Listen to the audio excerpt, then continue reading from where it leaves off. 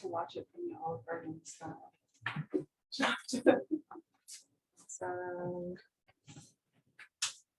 Hi folks, thanks so much for joining us tonight. I'm really excited to be here celebrating Rebecca Rukeyser's debut novel, The Seaplane on Final Approach, here with Oscar Villalon. I'm so excited to have you all here. Let's make some noise. Give a hand to these.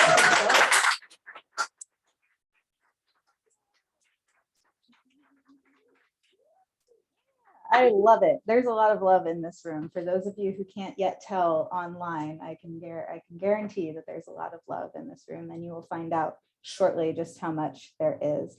I'm excited to say, oh, well, first of all, hi, welcome to Green Apple Books on the Park. I'm Car, I'm the events coordinator here, and I mentioned that we're at Green Apple Books because this event, is in partnership with our friends at Zyzzyva. Let's give it up for Zyzzyva. Welcome. San Francisco's very own Zyzzyva, which publishes a literary journal, if you're not aware, defined by its risk-taking and egalitarianism and by its focus on inclusivity and excellence. Zyzzyva is definitely excellent. And I think there's a new issue out. I believe so. There's always a new issue out, yes. So you should check it out.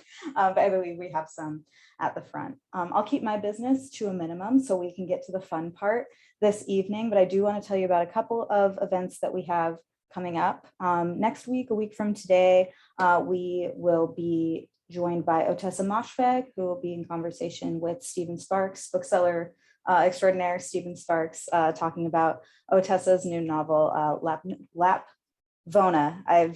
For months, I've been trying to get this right, for her new novel, Lap Vona. And that's 1 week from today, June 28th, right here where we are right now, or online, wherever you are. And then on June 30th, Lydia Yuknovich is going to be joining us, celebrating her latest novel, Thrust. And Lydia will be in conversation with hometown hero Esme Wangjun Wang. So that's all on our website if you want to check it out. I'm a little biased, but we do have a great event calendar, including tonight's events. So you can check out our full calendar on our website. All of our events are free unless stated otherwise. So that being said, and if you are able, please do buy books. Please do buy books from us if you can. If you've been here before, you've definitely heard me say that when you buy books from us, you not only support us as an independent bookstore in San Francisco in the year 2022, you also support the authors who put so much work into making these books, and then you get to have a book, which is pretty darn special. So if you are able, please do buy books from us here. Thank you for being cool about keeping your mask on between sips. We're trying to move forward in this strange, like high transmission rate time, but also want to be celebratory. And so we do have refreshments. Please do take some of them. It would help us out because we cannot reuse them. So that's your goal for tonight, is to help us finish our refreshments. But if you could keep your mask on between sips, we want to give our authors the grace to take their masks off while they're on the microphone. So thank you for being cool about it. We appreciate it. Without further ado, I'm going to go ahead and introduce the two folks that are joining us in conversation this evening. First, Oscar Villalon is the managing editor at Zyzzyva, the aforementioned Zyzzyva. His writing has appeared in Freeman's, the Virginia Quarterly Review, the Believer Literary Hub, and other publications. Please do welcome Oscar Villalon. And then Rebecca Rukeyser is the recipient of the inaugural Berlin Senate Grant for Non-German Literature. Her fiction has appeared in such publications as Zyzzyva, the Massachusetts Review, and the Best American Non-Required Reading. She earned her MFA from Iowa's Writers' Workshop and teaches fiction writing at Bard College, Berlin.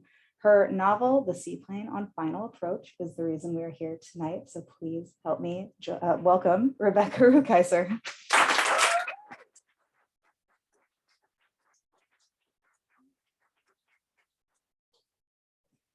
Right.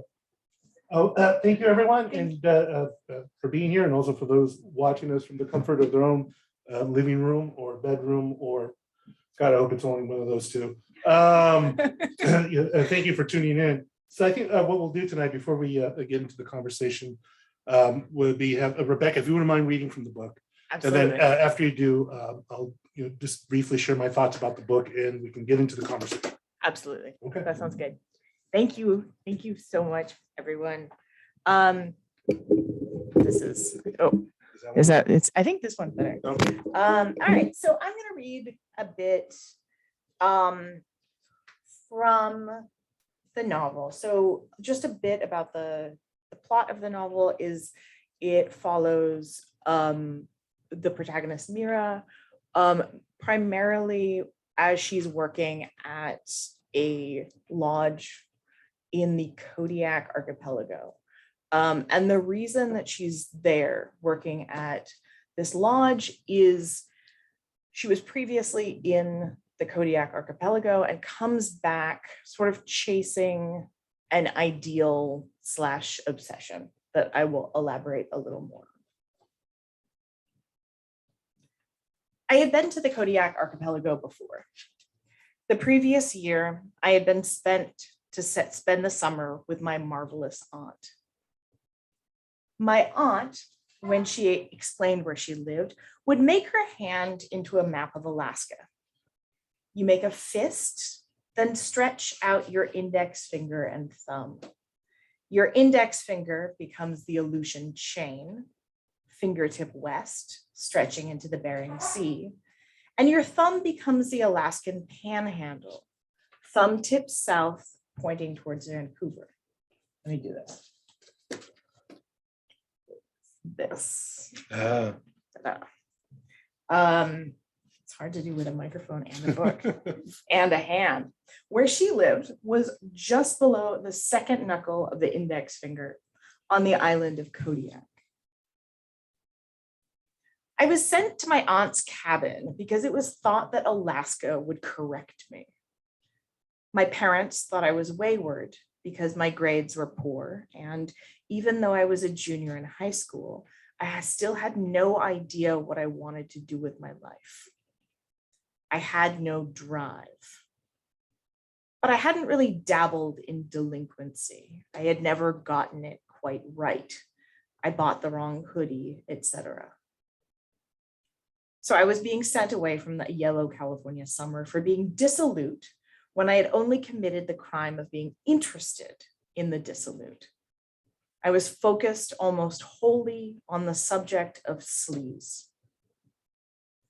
What was sleazy? I didn't quite know, but I studied everything for traces of it. Sleaze had something to do with sex, something to do with danger, but it also had something to do with other more occluded aspects of adulthood. I couldn't define sleaze. I couldn't anticipate it, but I could identify it. Places like dive bars exuded it, but it could also occur in sterile environments. Sometimes, even in Starbucks, there would be a man with a particular paunch that strained his shirt in a beguiling way, or a woman tottering in cork heels. Then, even the cranberries in the scones would twinkle with sleaze. I knew sleaze had something to do with excess. And because of that, I wanted very, very much of it. I approached the subject with a taxonomist dedication. I made lists of sleazy things and things that other people considered sleazy but weren't, like cold weather, as opposed to hot weather, was sleazy because the streets were empty and there was more privacy. Cleavage was sleazy, but breasts were not themselves necessarily sleazy. Big rigs were sleazy, but so were four-door sedans. I made these lists when I should have been studying. I failed French. I was lost in a complicated maze of my own fashioning, almost 17, still biting my nails down to nubbins as I cataloged. The word sleaze doesn't come up often when you're teaching English as a foreign language. I've only had students ask for its definition a few times, usually because someone on some forum has called someone else a sleazebag or said, take it sleazy. When asked directly, I've made the elaborate shrug that communicates that I am not a dictionary, that the definition can be looked up. But that's not exactly true. When I see students Googling, finding pictures of wide lapels or 5 o'clock shadow, I have the sensation of a drawstring being yanked closed. That's not all sleaze is. But I can't fully explain about sleaze. I can't write on the whiteboard. Fruit candy fed into female mouths and colored Christmas lights out of season are both sleazy. Sleaze can't exist without proximity to danger. People believe Florida is the sleaziest state, but they are wrong. It is Alaska. All right, thank you. That was lovely. The novel was a wonderful read. It is by turns central and hilarious, candid and sweet, but also upsetting and ultimately shocking. It is a story about young women that also considers what it means to be a much older woman, as well as presenting ways of perceiving younger and older men. There's a compelling tension throughout the whole book between youth slipping away and youth coming into its power. And by that, I mean manifesting itself in terms of sexuality, desirability, but also an opportunity. You know, that you have vistas before you, and your fate has not been sealed yet. Well, as you may think, these characters exist in a fraught state of self-discovery, no matter their age, and reckon with being perhaps too old or too young to do anything about what they want, assuming they even have the wisdom to know what they should want. The evocation of place and people is exquisite, so much so that it was a delight to spend time on Lavender Island, to be among the staff and the guests of this homestead turned what I guess Alaskan tourist resort run by the middle-aged couple, Stu and Maureen. The book also offers, I think, one of the great pleasures of novels or fiction, but I think it's all too rare. You learn how to do a job. You actually learn how a business runs. For those of you who are big readers, you know what I'm talking about when you come across these things in novels. That they can be exhilarating. Also, and finally, the book is still grounded in the interiority of Mira, who's 18, I think, by this time that she's working at Lavender Island. And we get to know her with such intimacy that one comes to care for her greatly. She thinks, per your reading, that her calling is to pursue the transgressive, but she's actually far more innocent than she realizes. And so my first question to you is, Alaska is pristine, but people are not. So is this quest for sleaziness on Mira's part some sort of effort to get to a natural state, as if though she wishes to simplify the world into terms that make sense? Ooh, I mean, absolutely, but I think she wants things to make sense, but also is, as per the like obsession with sleaze, right? Like the thing that I find delightful about thinking about the concept of sleaze is that it's incredibly hard to pin it down.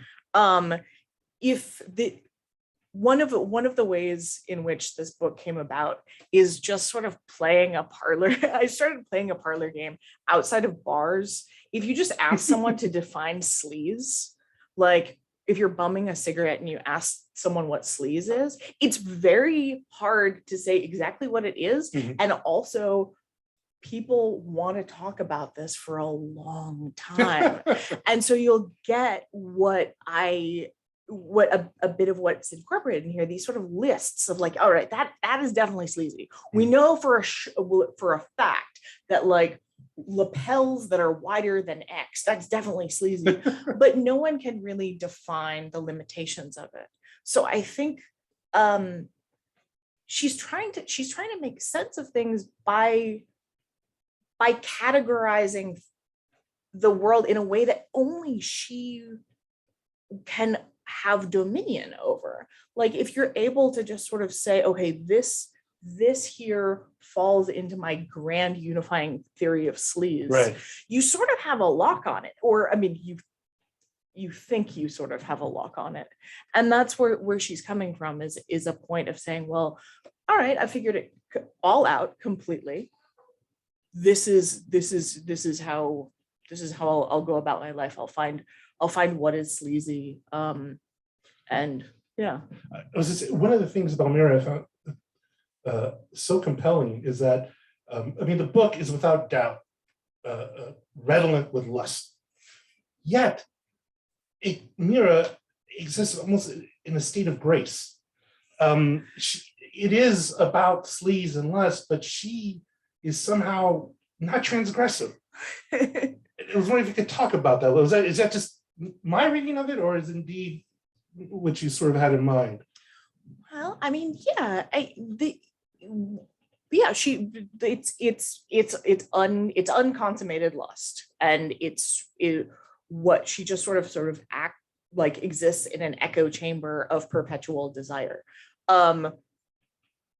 which I think is in its own way a state of grace, because she's able to it's a state of grace, and it's also a state of ossification and being trapped within something, because she's sort of trapped within her own lust, because it's not going anywhere. She's not moving or evolving with it. In a similar way to her theory of sleaze, like she's able to have be pursuing a theory of sleaze and working forever trying to complete this impossible task of defining everything that is sleazy and isn't. And she's also caught within the impossible task of just like perpetuating her own lust forever and ever. And so one of the very interesting, again, one of the very interesting things about the book too is, and I want to get back to the sleaze, but it's the structure, because it is written in the present, but we know this is happening to Mira at this age, but she's also telling the story being much older, and so she's looking back, and it imbues the book, I think, with a certain with a tristesse, and also with a sort of I guess what you call it, like a deep sadness beyond the tristesse. That's to say, of the world is very uncertain. I think the ground has been removed from under my feet, and the reason I bring that up is because we find out, and of course, I mean, all these sorts of transgressions, true sleaze is unfolding before her, Yeah. and she cannot see it, and which is also one of the wonderful things that you do in this novel too. It's so nice to have a novel where things aren't spelled out for the reader, where we are allowed to, tap into our experiences as grown-ups and go, oh, I know what's going on. I can see that. That's no good. But of course, the young protagonist can't.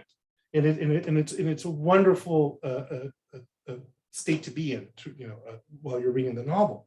But because of that too, there's some scenes that unfold that are truly unsettling.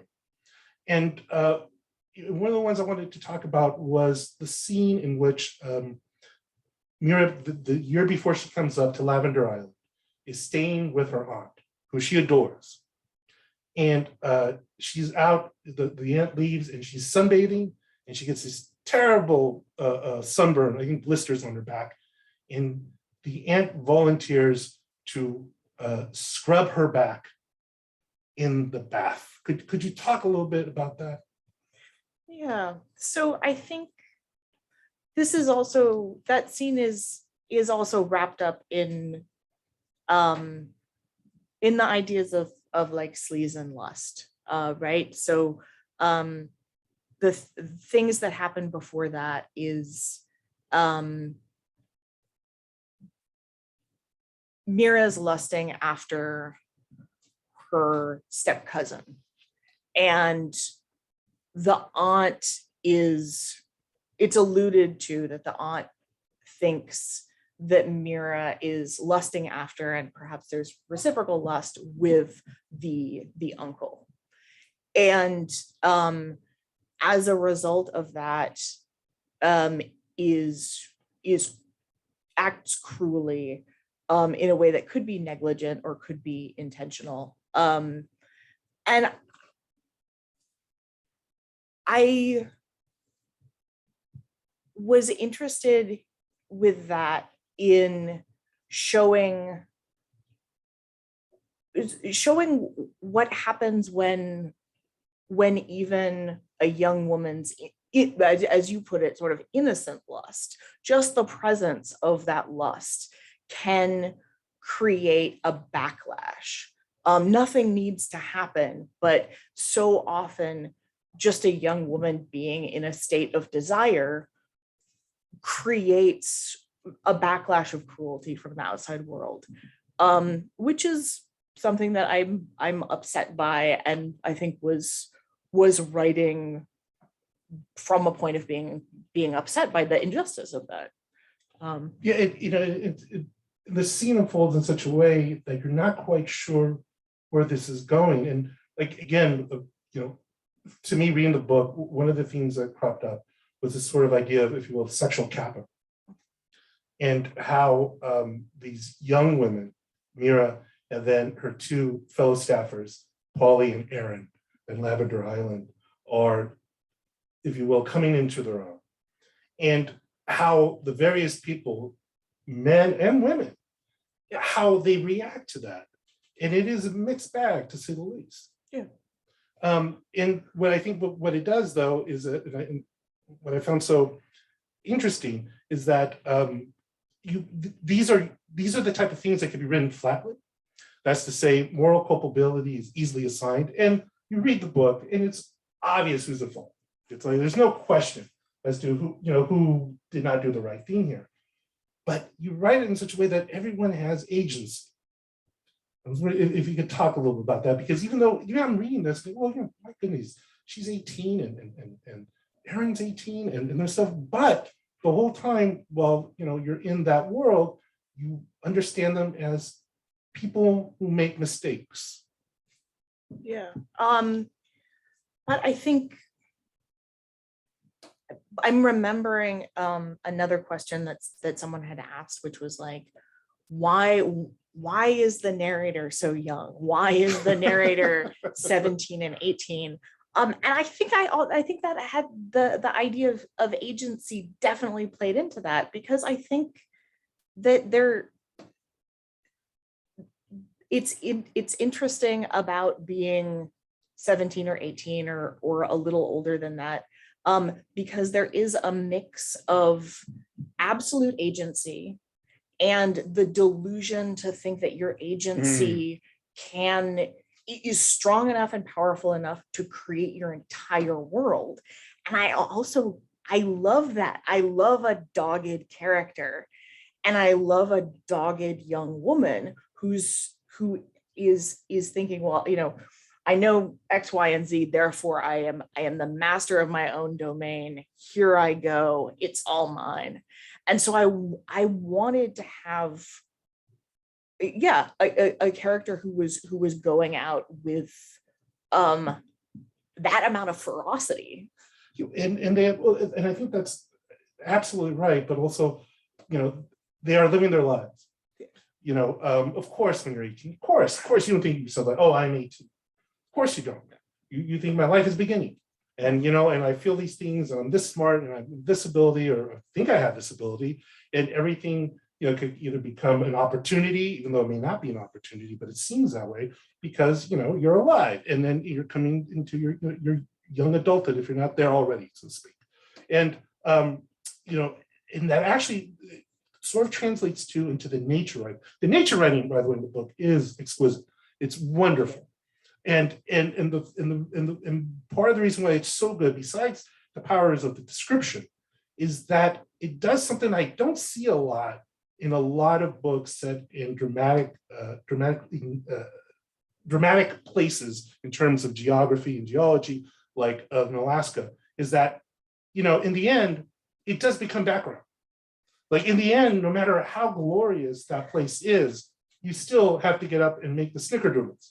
You still have to go out into the tide line and throw out the trash. So it becomes something that is in the background, and very much like the drama unfolding before all these folks.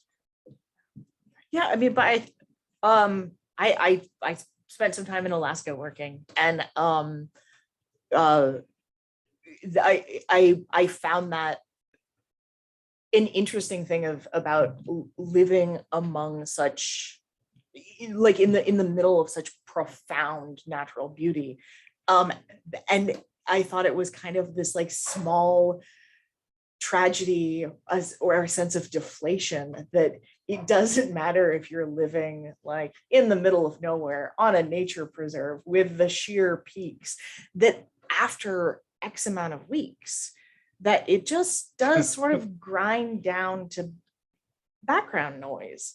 And I think the sort of damp emotions of like deflation and regret were something that I really wanted to bring to this. Like I think that there is something similar about being, an adult looking back at yourself at 17 or 18, that's similar to the sensation of being like, oh wow, I used to look at that mountain a lot with wonder, and now I'm like exhausted and it's time to do X chore.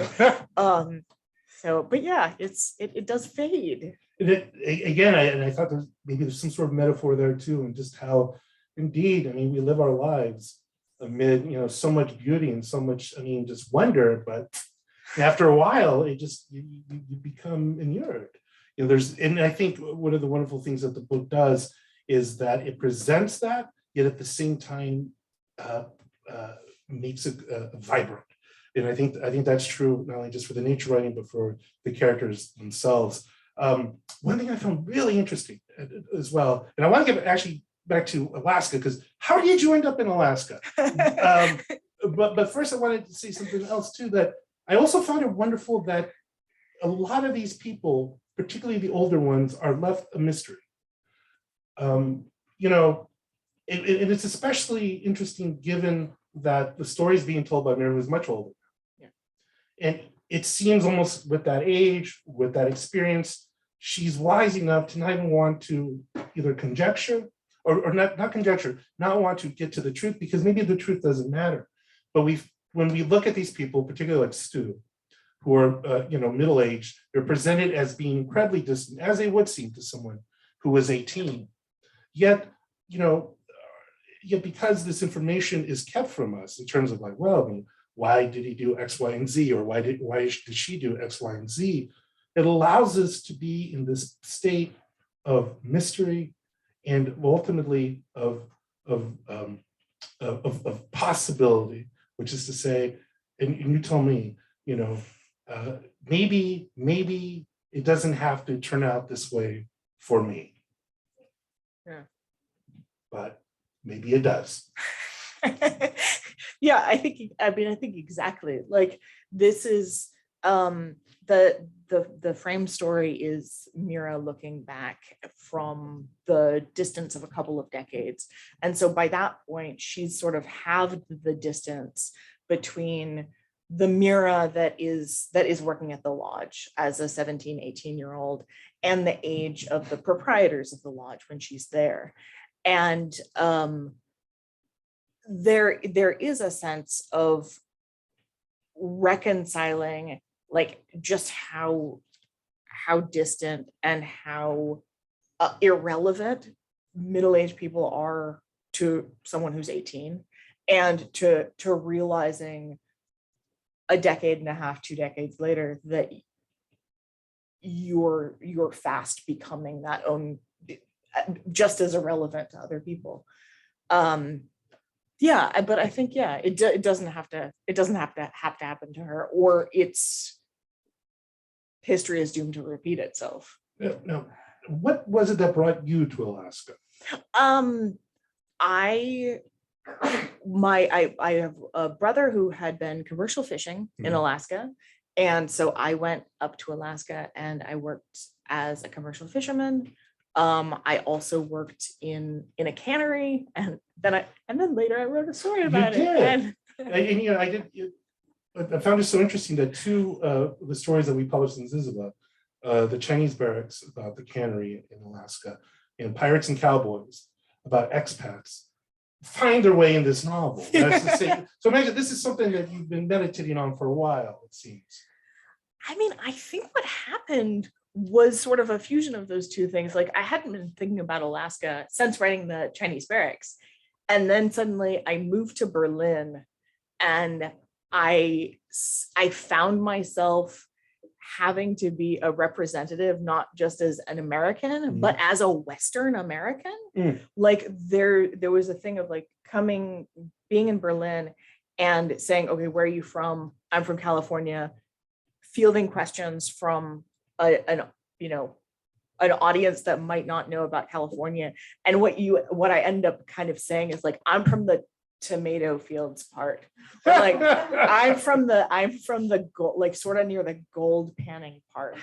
And then getting sort of pigeonholed as like, oh, you're like, what? Oh, like that's like cowboy Western. And of course, did they really say cowboy Western? Is that what they thought? There's first of all, there's a keen and strange and problematic German fascination with the Western.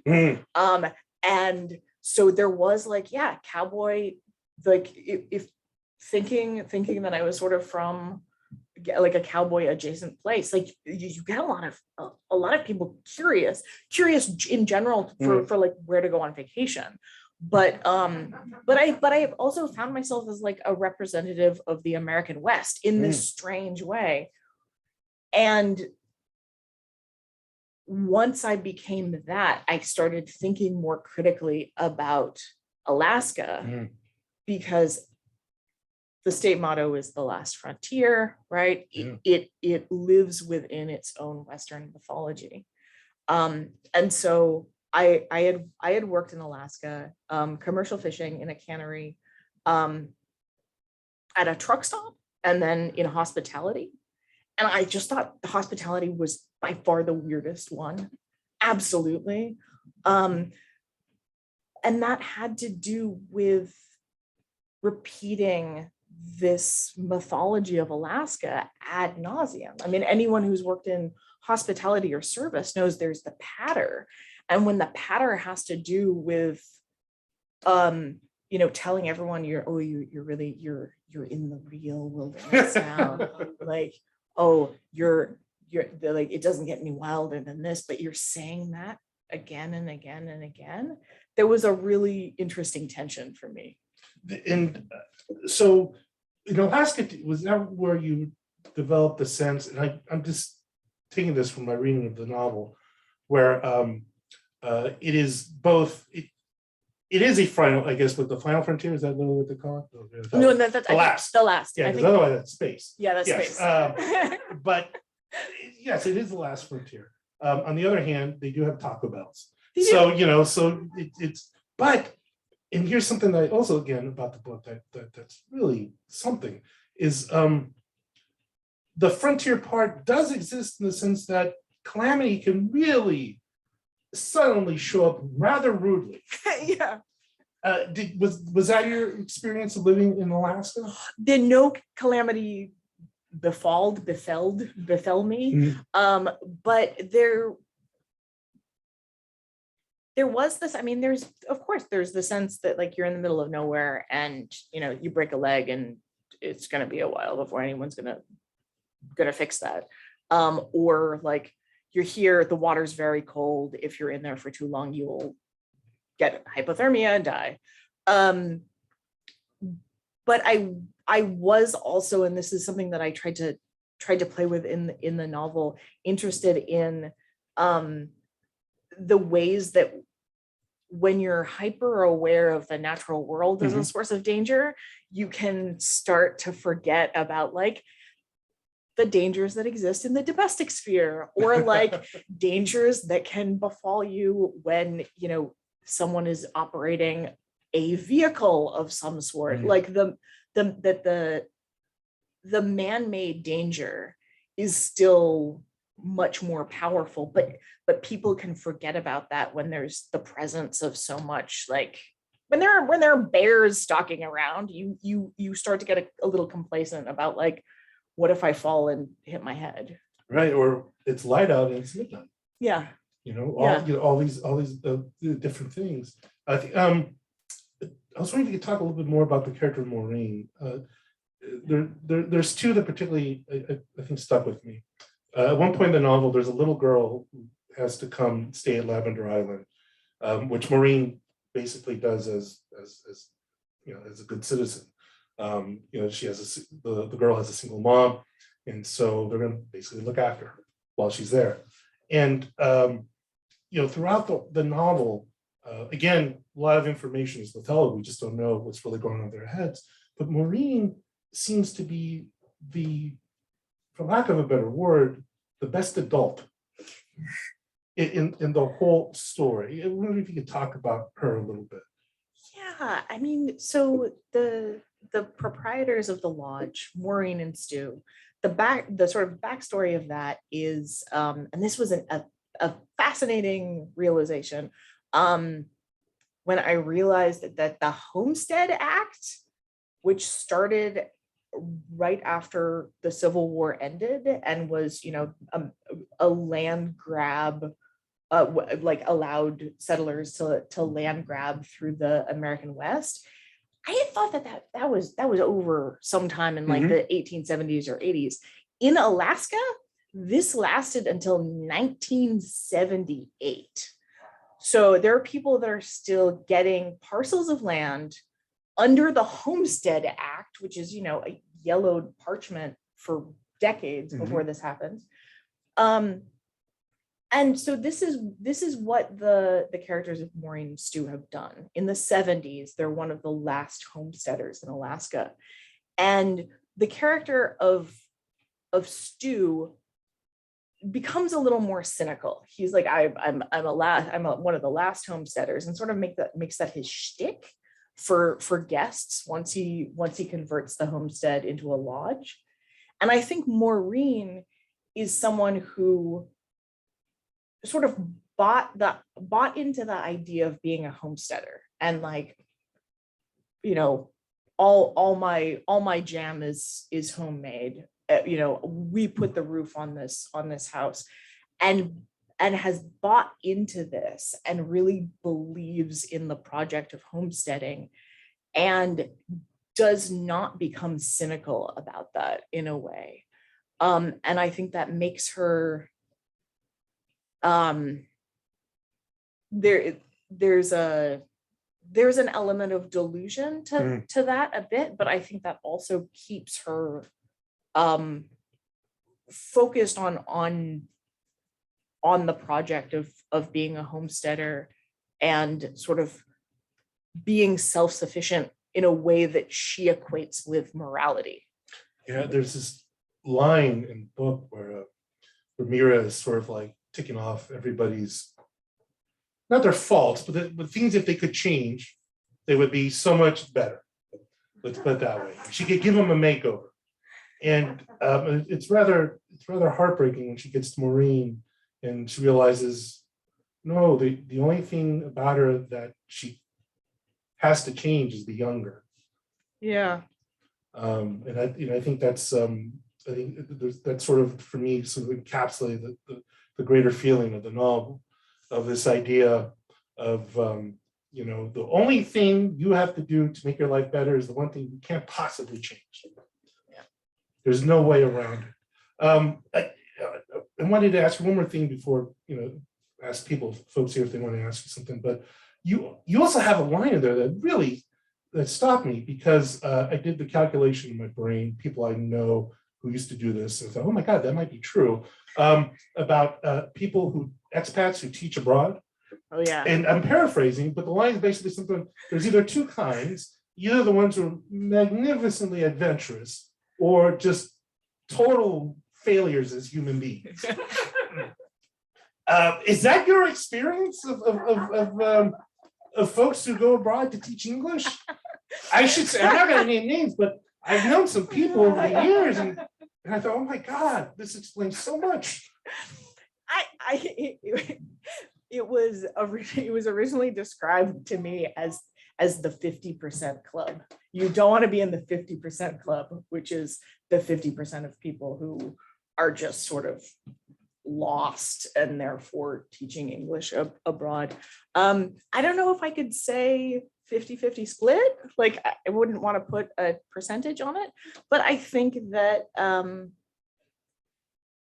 there's a way in which it, and I think sort of going back to like it insulates you in a way that can be sort of stultifying, like in much the same way, like if you're like, oh well, I'm a homesteader, that's my thing, I'm a homesteader for life, you're trapped within that. Or if you're thinking, okay, I got an answer, I know what the answer is, it is sleaze, if I find that I'll win life, that also traps you. So it's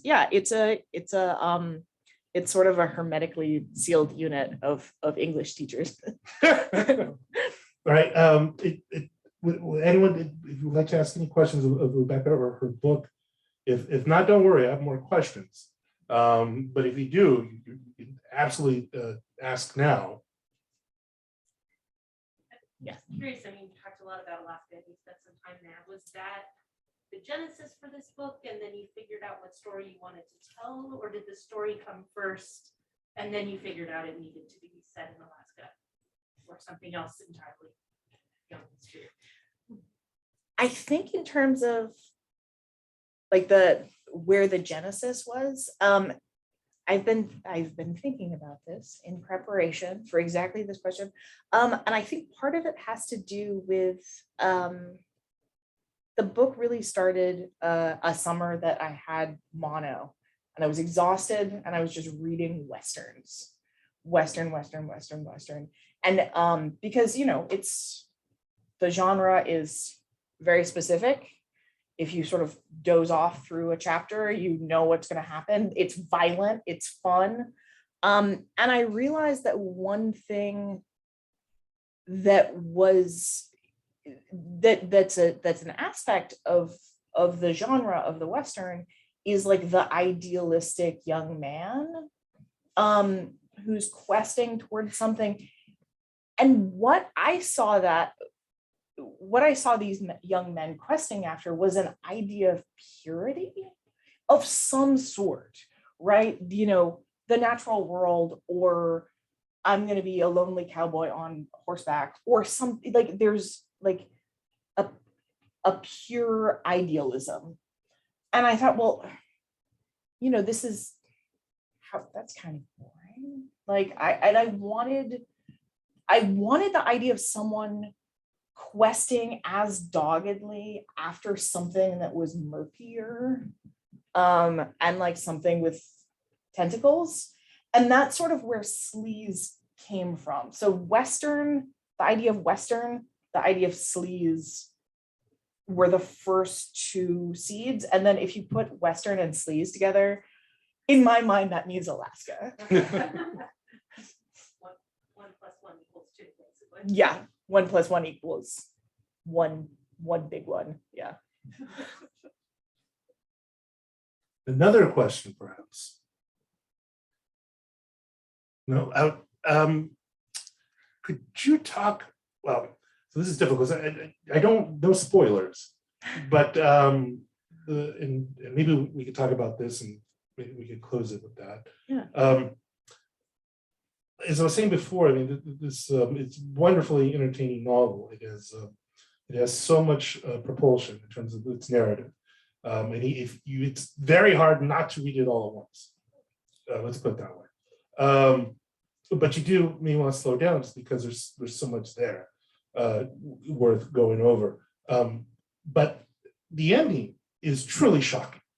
It is absolutely shocking. So much so that I had to process it for a while to see how the pieces all fit. And they fit. Yes. It makes a total sense. But did you feel as you were writing the book, the narrative, that this is eventually where this is going to go? The sense of, again, of life in the background brutally intruding itself. Not necessarily. Like because I was interested in like regret and deflation. I think originally I was heading towards an ending that was like a sort of like minor key, like and then I was sort of revising and realized that one thing I really was having a lot of fun with was sort of the like slightly manic or farcical aspects of just this hospitality, or like the theatrical patter of serving and being a purveyor of hospitality. And that seemed absurd enough that I was like, what if I, instead of chasing the ideas or the themes of regret towards a sort of logical structural ending, what would happen if I looked more at the absurd? And what if all this regret was coming towards something that was like strange and shocking and like I don't know, maybe a little like carnivalesque. Up until this moment, it's very funny. I mean, the absurdity is very funny in a very sort of painful way of, in which we, in situations where people are trying to pretend that what's happening is not happening, and that it's almost Marx Brothers in terms of, we still have to serve all these guests, we still have to do all these things, and oh my goodness, the place is imploding.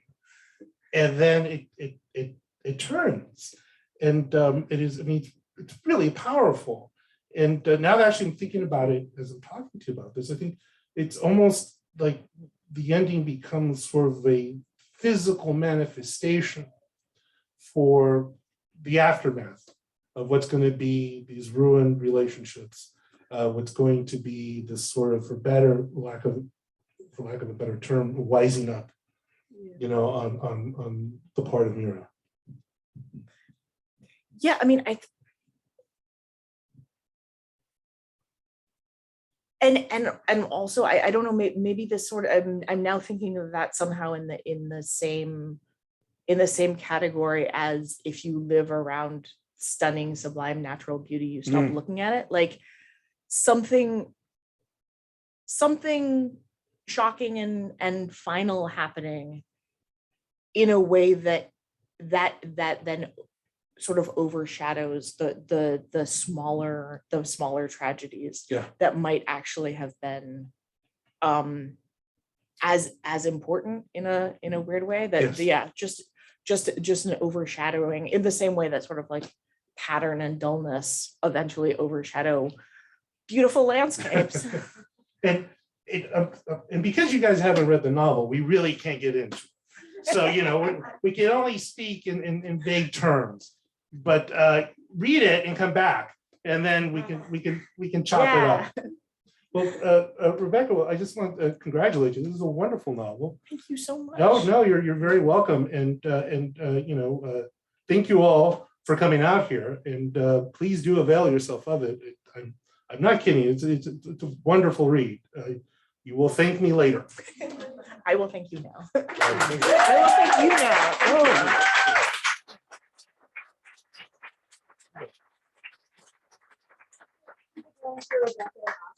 Oh.